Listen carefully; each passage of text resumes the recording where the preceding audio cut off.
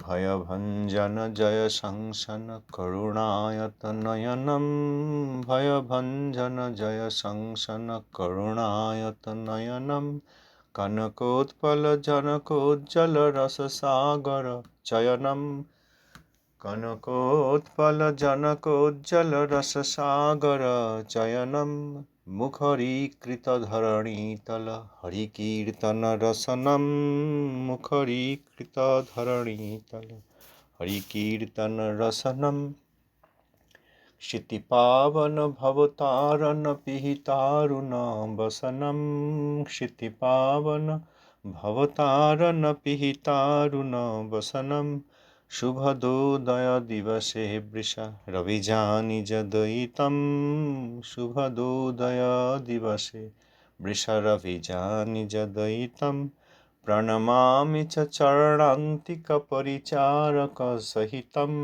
प्रणमामि च चरणान्तिकपरिचारक सहितम।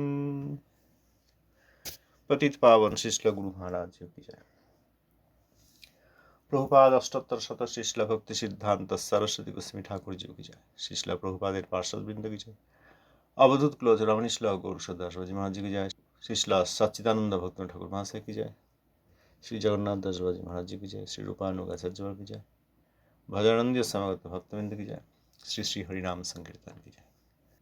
शुद्ध रूपानुग भक्ति धारार भगीरथ शिष्ल सच्चिदानंद भक्त ठाकुर महाशय जैव धर्म षोडश अध्याय। ব্রজনাথের প্রশ্ন ছিল, কৃষ্ণ পরম করুণাময়, তিনি জীবকে এরূপ দুর্বল করিয়া কেন স্থাপন করিয়াছেন? যে দুর্বলতাক্রমে জীব মায়াভিনিবেশে পতিত হয়, এত দুর্বল কেন করেছেন? যাতে মায়ার দ্বারা অধিকৃত হয়ে পড়ছে, মায়াতে অভিনিবেশ করছে। এই প্রশ্নের উত্তরে বাবাজি মহারাজ বলেছেন, আমরা কিছু অংশ পড়েছিলাম যে কৃষ্ণ করুণাময়, সেটা ঠিকই, তবে তিনি লীলাময়। তিনি জীবের সঙ্গে নানা অবস্থায় জীবের সঙ্গে বিভিন্ন প্রকারে লীলা হবে এই ইচ্ছা করেই জীবকে একদম তটস্থ অবস্থা থেকে মহাভাব পর্যন্ত উন্নত পথের উপযোগী করেছেন। উপযোগী জীব মহাভাব পাওয়ার উপযোগী। আর শুরু হচ্ছে কোথা থেকে? তটস্থ ভাব থেকে, অর্থাৎ নিউট্রাল, নিরপেক্ষ অবস্থা।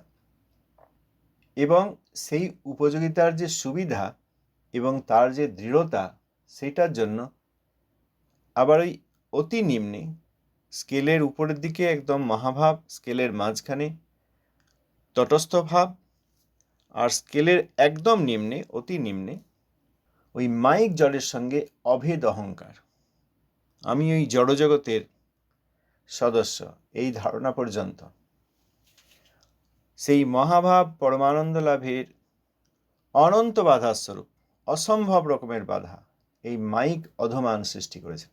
এটা একটা স্কেল, মাঝখানে জীব রয়েছেন তটস্থ, তিনি দুই দিকেই যেতে পারেন, বৈকুণ্ঠেও যেতে পারেন, মাইক ব্রহ্মাণ্ডেও যেতে পারেন। বৈকুণ্ঠে গিয়ে বৈকুণ্ঠের সর্বোচ্চ প্রকোষ্ঠ গোলক বৃন্দাবন, সেখানকার শান্ত দাস্য সখ্য বাৎসল্য মধুর রস, সেই মধুর রসের সর্বোচ্চ যে মহাভাব, সেই পর্যন্ত পাওয়ার উপযোগী হতে পারে। আবার ওই তটস্থ থেকে নিচের দিকে মাইক জড়ের সঙ্গে অভেদ অহংকার পর্যন্ত পেতে পারে।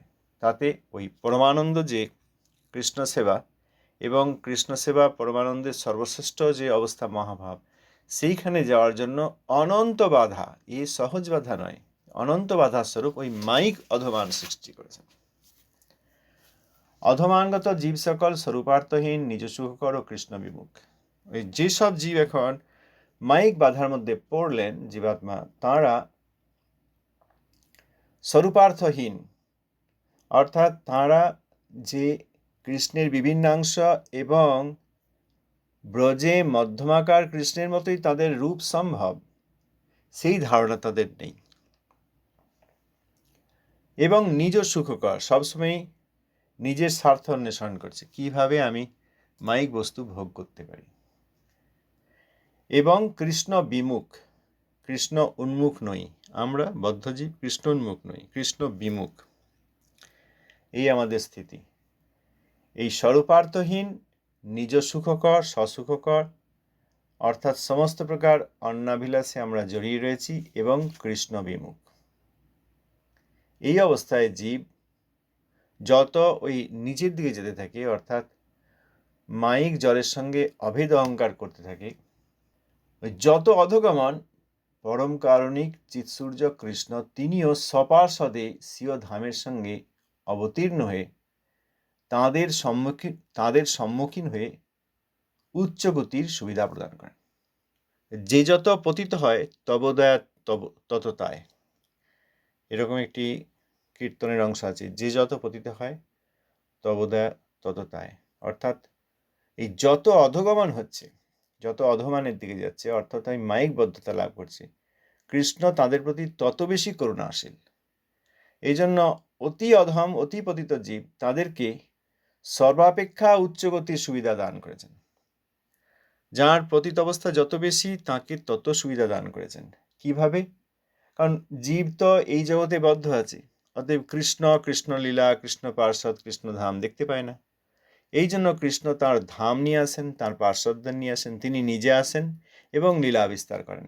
শেষ লোকনাথ ঠাকুর মহাশয় লিখেছেন, গোপীনাথ, জীবের কারণে এই জগতে এসে তুমি বিভিন্ন প্রকার লীলা করিলে।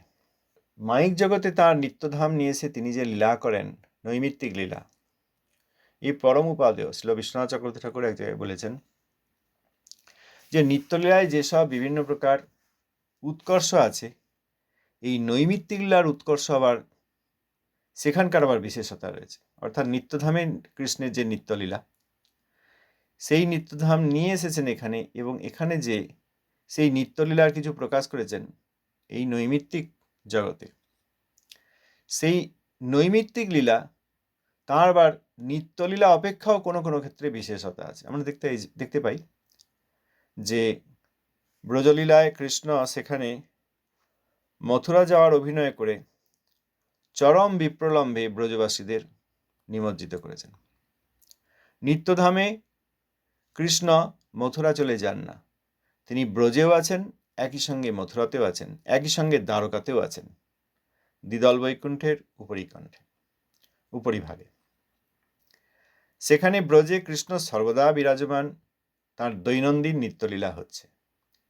মথুরাতেও কৃষ্ণ সর্বদা বিরাজমান, সেখানেও তার দৈনন্দিন লীলা হচ্ছে। আবার দ্বারকাধামেও, নিত্য দ্বারকাধামেও সেখানে কৃষ্ণ সর্বদা বর্তমান এবং তার নিত্যলীলা হচ্ছে।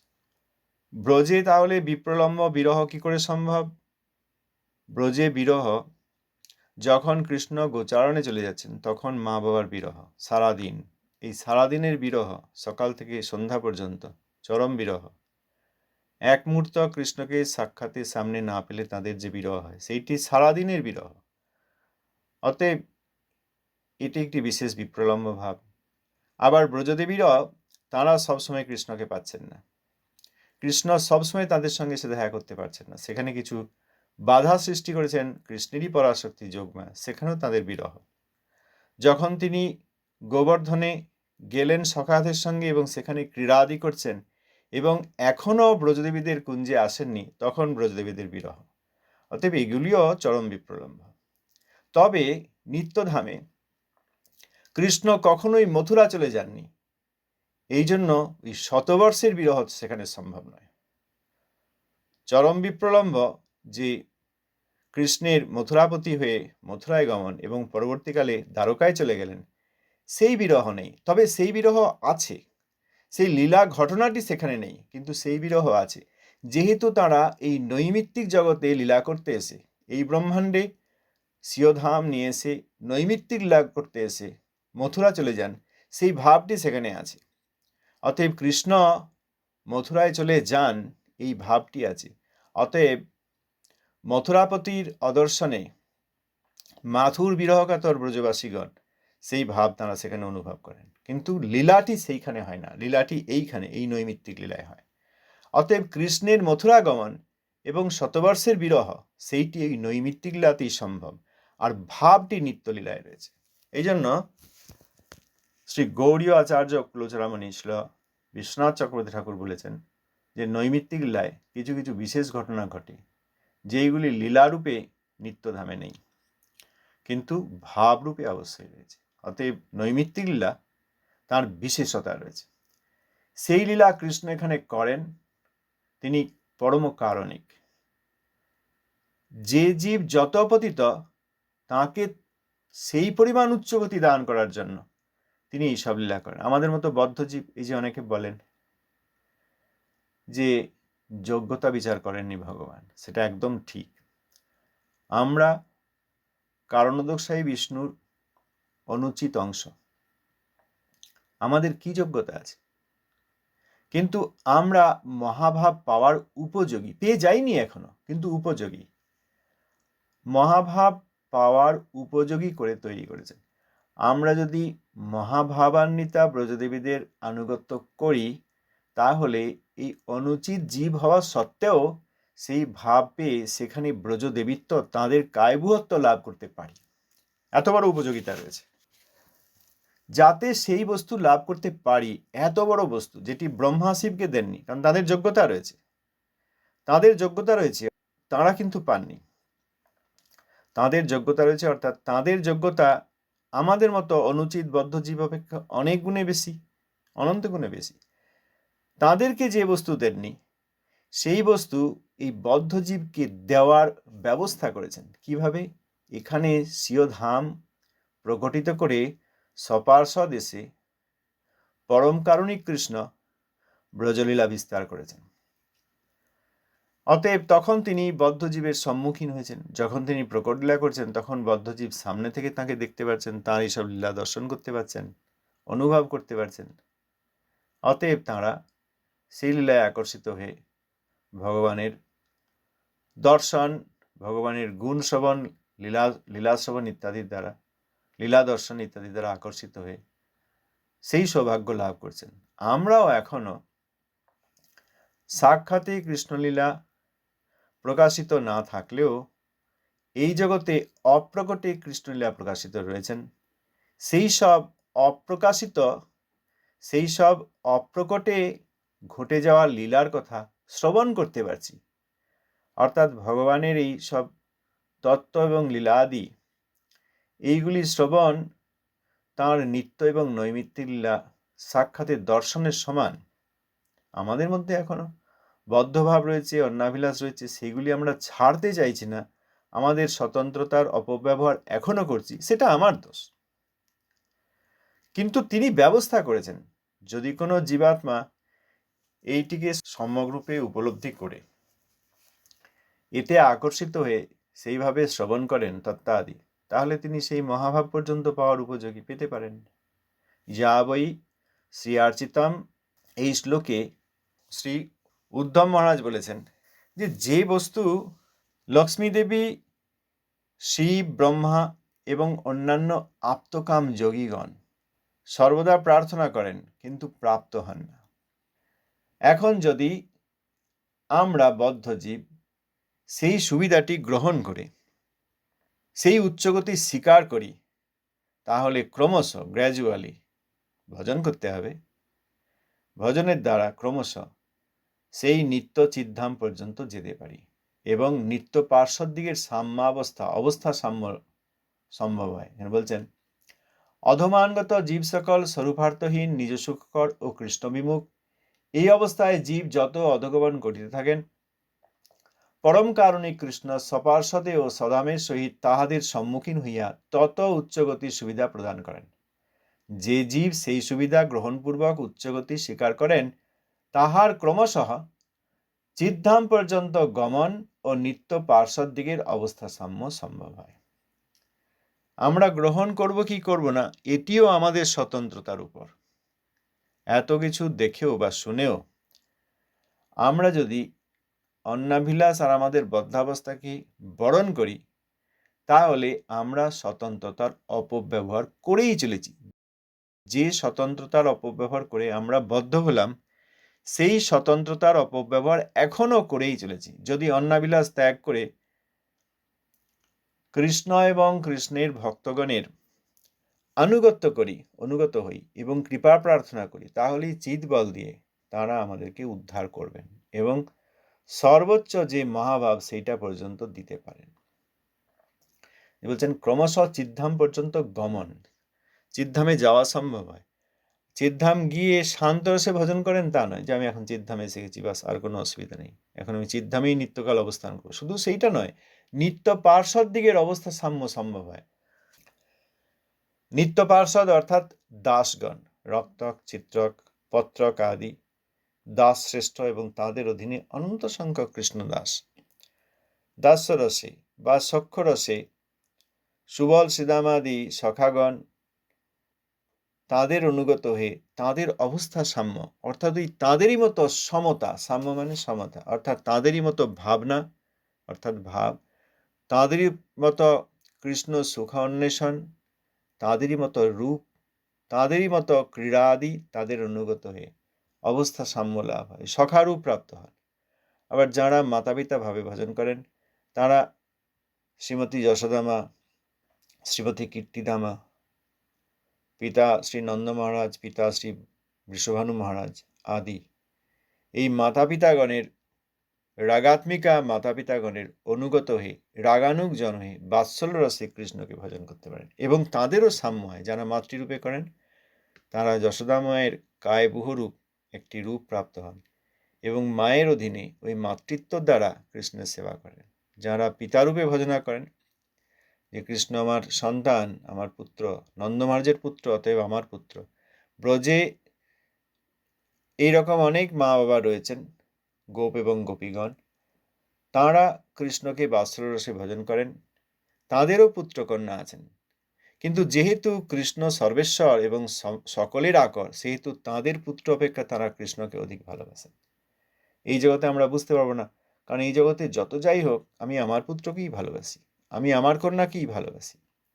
অপরের পুত্রকন্যাকে আমার পুত্রকন্যা অপেক্ষা অধিক ভালোবাসা সম্ভব নয়, কারণও নেই, কারণ আমার পুত্রকন্যা আমার শরীর থেকে জাত, তাদের জন্ম থেকে বড় হওয়া সব কিছু আমার শরীর থেকে জাত এবং এই আমারই দ্বারা সব কিছু। অতএব অন্য পুত্রকন্যাকে সে ভাইপো, ভাইজি, তারপর অন্যান্য আত্মীয় স্বজনের পুত্রকন্যা বা পাড়ার পুত্রকন্যা বা আমাদের পুত্রকন্যার বন্ধু বান্ধবী, তাদেরকে আমরা অত ভালোবাসি না যতটা নিজের সন্তানকে ভালোবাসি, এটাই স্বাভাবিক এখানে। কিন্তু অপ্রাকৃতে সেই সব গোপ গোপীগণ, মাতা পিতাগণ, তাদেরও পুত্রকন্যা আছেন, কিন্তু তারা কৃষ্ণকে অধিক ভালোবাসেন। প্রমাণ পাওয়া যায় সেটা হচ্ছে যখন ব্রহ্ম বিমোহন লীলায় ব্রহ্মাজি কৃষ্ণের গোবৎস হরণ করলেন এবং তার সঙ্গে সঙ্গে সখাগণকেও হরণ করলেন, তখন কৃষ্ণই সেই গোবৎস রূপ ধারণ করলেন এবং সখাদেরও রূপ ধারণ করলেন, যাতে মা বাবার কষ্ট না হয়। তখন সেই মা বাবাগণ তাঁদের পুত্রকে প্রাপ্ত হলেন, কিন্তু তারা আসলে কৃষ্ণেরই আর এক রূপ, কৃষ্ণই ওই রূপ ধারণ করে তারা সখা হয়েছেন। অতএব সেই সব মা বাবার যেসব পুত্রগণ কৃষ্ণের সখাগণ, এখন কৃষ্ণ নিজেই এক্সপ্যানশনের দ্বারা, তাঁর কায়ভূত্বর দ্বারা সখা হয়েছেন। তাঁর সখাগণও তাঁর কায়বুহ, বলরামের কায়বুহ, তাঁরই অভিন্ন রূপ। আবার যখন ব্রহ্মবিমোহন লীলা, তখন কৃষ্ণই সেই রূপ ধারণ করেছেন। অতএব তখন সেই মা বাবা তাঁরা তাঁদের পুত্রকে আরো অধিক ভালোবাসছেন, কারণ তাঁরা দেখছেন আমার পুত্র, কিন্তু আসলে তিনি কৃষ্ণ, আর কৃষ্ণকে অধিক ভালোবাসেন, এটি স্বাভাবিক। আমরা এখান থেকে বুঝতে পারবো না আমাদের মনে হয় এ আবার কি, তাদের নিজের পুত্র অপেক্ষা কৃষ্ণকে অধিক ভালোবাসেন, সেটাই স্বাভাবিক, কারণ তাদের পুত্রগণ নিত্যভাবে কৃষ্ণেরই অভিন্ন রূপ, বলরাম তাঁর কায়বহ। সুতরাং যারা মা বাবা রূপে ভজনা করবেন, যশোদামা, নন্দ মহারাজ আদি মাতা পিতাগণের অধীনে, রাগাত্মিকা জনের অধীনে, তাঁরা তাঁদের অবস্থা সাম্য, অর্থাৎ ওই মা বাবার রূপ, মাতা পিতার রূপ তাঁরা প্রাপ্ত হবেন ব্রজে। আর যারা মাধুর্যে মধুর রসে ব্রজদেবীর আনুগত্যে কৃষ্ণকে সেবা করবেন, তাঁরা ব্রজদেবীত্ব প্রাপ্ত হবেন। আমরা এর আগে আলোচনা করেছি জৈব ধর্ম থেকেই, জীবের এই কায়বুহত্ব লাভ কি করে সম্ভব, ওই ভজনের দ্বারা। যখন এখানে ভগবান লীলা করেছেন সেই সময়ে বা তার পরবর্তী সময়ে অপ্রাকৃত শব্দরূপে সেই লীলা প্রকাশিত আছে। এই তত্ত্বাদির দ্বারা কৃষ্ণের ব্রজধাম আর ব্রজে সর্বশ্রেষ্ঠ রস মধুর রস, সেখানে ব্রজদেবীদের কৃষ্ণ সেবা, রম্যা কাচিদ উপাসনা ব্রজবধূ বর্গেন যা কল্পিত, সেইটি যাদেরকে আকর্ষণ করবে, তাঁরা সেইভাবে ভজনা করতে করতে ওই ব্রজদেবীত্ব প্রাপ্ত হন। কারণোদকশায়ী বিষ্ণুর অংশ জীব, ইক্ষণ কিরণকণ জীব, তারা কি প্রাপ্ত হলেন? তারা ব্রহ্মলোকে সিদ্ধলোকে নয়, বৈকুণ্ঠের প্রথম দলে কোনো বৈকুণ্ঠে নয়, বৈকুণ্ঠের যে উপরিভাগ, উপরের দল পাপড়ি, সেখানে দ্বারকা মথুরায় নয়, একদম ব্রজে। বৈকুণ্ঠের সর্বোপরি যে প্রকোষ্ঠ ব্রজ, সেখানেও সর্বশ্রেষ্ঠ যে রস, সেই রসে কৃষ্ণকে ভজনা করার জন্য ব্রজদেবিত্ব প্রাপ্ত হল, অর্থাৎ নিত্য পার্শ্বদিকের অবস্থা সাম্য লাভ হয়। এই অবস্থা সাম্যই হচ্ছে যতদিন এই জগতে আছেন সেই জীবাত্মা ভজন করতে করতে যখন অনর্থমুক্ত এ সম্বন্ধিত হন, এই ব্রজদেবীদের এই সম্বন্ধ জ্ঞান, অর্থাৎ সেই জীবাত্মাগণ যারা মধুর রসে কৃষ্ণের সেবা করেন, সম্বন্ধ জ্ঞানের অর্থ হচ্ছে তারা ব্রজদেবীদের আমি অনুগত, আমি ব্রজদেবীগণের কিং করি, এই ধারণা, এই অপ্রাকৃত ধারণা, এর দ্বারা তারা ওই সম্বন্ধ লাভ করেন।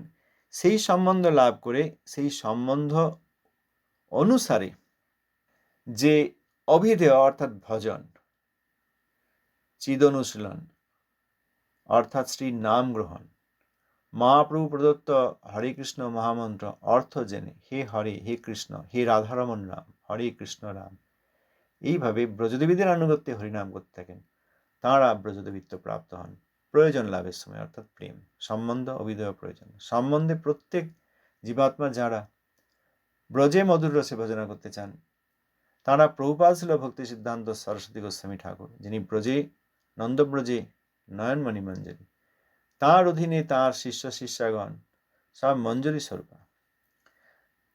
প্রভুপাদের শিষ্যগণের আনুগত্যে বা শুদ্ধ পরম্পরায় সেই আনুগত্য যদি কোথাও পাওয়া যায়, সেইখানে যদি দিব্যজ্ঞান, তত্ত্বজ্ঞান ইত্যাদি লাভ করেন, তখন তারাও এই ব্রজদেবিত্ব প্রাপ্ত হতে পারেন, তখন ব্রজদেবীদের সারূপ্য বা অবস্থা সাম্য লাভ হতে পারে। এরপর ব্রজনাথ প্রশ্ন করলেন, বাবাজি মহারাজ তো বললেন যে কৃষ্ণ করুণাময়, অতএব এই যে বললেন জীবকে দুর্বল রূপে গঠন করেছেন, হ্যাঁ কৃষ্ণ করুণাময়, কিন্তু জীবের সঙ্গে তিনি লীলাদি করতে পারেন। সেই কথা ধরে ব্রজনাথ প্রশ্ন করছেন, ঈশ্বরের লীলার জন্য জীব সকল কেন কষ্ট পায়? অর্থাৎ লীলাময় তিনি বুঝলাম, তাঁর লীলাময়ত্বর জন্য এবং তাঁর লীলার জন্য জীবগণ কেন কষ্ট পাবে? এইসব প্রশ্ন আমাদের আছে। আমাদের প্রশ্নের মুখ সবসময় ঈশ্বরের দিকে। আমরা যখন হরিভজন করতে চাই না, শ্রবণ কীর্তন করতে চাই না, তখন অনেকে বলেন আবার কৃষ্ণ যেদিন ইচ্ছা করবেন সেই দিন আমি হরিকথা শুনতে আসবো। কৃষ্ণ ইচ্ছা করেই সপার্ষদ ধাম নিয়ে সেখানে লীলা করেছেন, সেই লীলার তত্ত্ব সম্বন্ধীয় ধারণা আমাদের প্রথম দরকার। সেই জন্য কে কৃষ্ণ, কে আমি, আমার সঙ্গে তার কি প্রকার সম্বন্ধ, কত রকমের সম্বন্ধ হয়, এইসব আমরা আলোচনা করছি। আর সেই সম্বন্ধের পথে এই যে অনন্ত বাধা, মাইক বাধা, সেইগুলি অপসম্প্রদায়, অসৎ সিদ্ধান্ত ইত্যাদি, বৈষ্ণব রূপ, গুরু রূপ, সেই সব কথা আমরা শুনছি। কৃষ্ণ তো দিতে চাইছেন আমাদেরকে।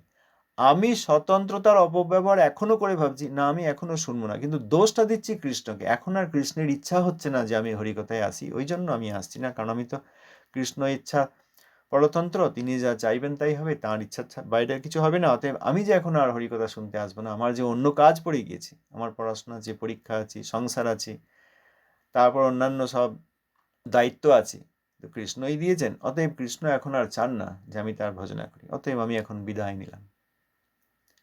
আবার অনেক দুর্ভাগা আছে, তারা বলবে সব প্রভুপাদের ইচ্ছা হচ্ছে। হ্যাঁ, প্রভুপাদ যখন প্রকট ছিলেন তখন মায়াবাদ, অসৎ সিদ্ধান্ত, অপসম্প্রদায়, এইসব দ্বারা যাতে সাধারণ জীব বঞ্চিত না হন সেই প্রচেষ্টা করলেন। আর অপ্রকটের পর এখন প্রভুপাদের ইচ্ছায় সব ঘুলিয়ে যাচ্ছে। এটা প্রভুপাদের ইচ্ছা যে একসময় আমি জীবকে বঞ্চনার হাত থেকে রক্ষা করার জন্য যে শুদ্ধ তত্ত্বাত্মক কথা বললাম, এখন আমার আর ইচ্ছা নাই, এখন জীব সব সর্বনাশ হয়ে যায়, এটা তিনি চাইছেন? সব প্রভুপাদের ইচ্ছার উপর নিজেরা অপরাধ করছি, নিজেরা বৈষ্ণব গ্রুপ, গ্রুপকে ডেকে ডেকে সেক্রেটারি, প্রেসিডেন্ট, তারপর কি বলে আচার্য, এইসব প্রচারক, এইসব পদ দিচ্ছি, গেস্ট হাউসের মালিক করে দিচ্ছি, আর সেইগুলি সব প্রভুপাদের ইচ্ছা বলে চাপিয়ে দিচ্ছি। কৃষ্ণের ইচ্ছা, অতএব আমি হরিকথা শুনব না। প্রভুপাদের ইচ্ছা, অতএব শুদ্ধ ভক্তির প্রচার কেন্দ্রগুলি সব সর্বনাশ হয়ে যাক, এটা আমরা চাইছি। আর ইচ্ছাটা প্রভুপাদের বলে তাঁর চরণে অপরাধ করছি। এগুলি কি কোনো যুক্তি? এইগুলি কোনো যুক্তি? এইগুলো আমাদের ওই কৃষ্ণ বিরোধ। আর প্রভুপাদ সম্বন্ধে যারা বলছেন তারা কৃষ্ণ বিরোধ অপেক্ষা ভয়ঙ্কর অপরাধ করছেন। কৃষ্ণ বিরোধ অপেক্ষাও কৃষ্ণের ভক্ত বিরোধ ভয়ঙ্কর। তাঁরা ওই প্রভুপাদের ইচ্ছা বলে চালিয়ে দিয়ে নিজেদের সুবিধা অসুবিধা, প্রাকৃত সুবিধা অসুবিধাগুলিকে বজায় রাখতে গিয়ে প্রভুপাদের ইচ্ছা বলে তাঁর চরণে অপরাধ, এর চেয়ে বড় অপরাধ হয় না। অল্প করে পড়ি যাতে আমরা বুঝতে পারি। ধন্যবাদ, প্রণাম। কেউ কিছু যদি এই বিষয়ে বলতে চান বলতে পারেন।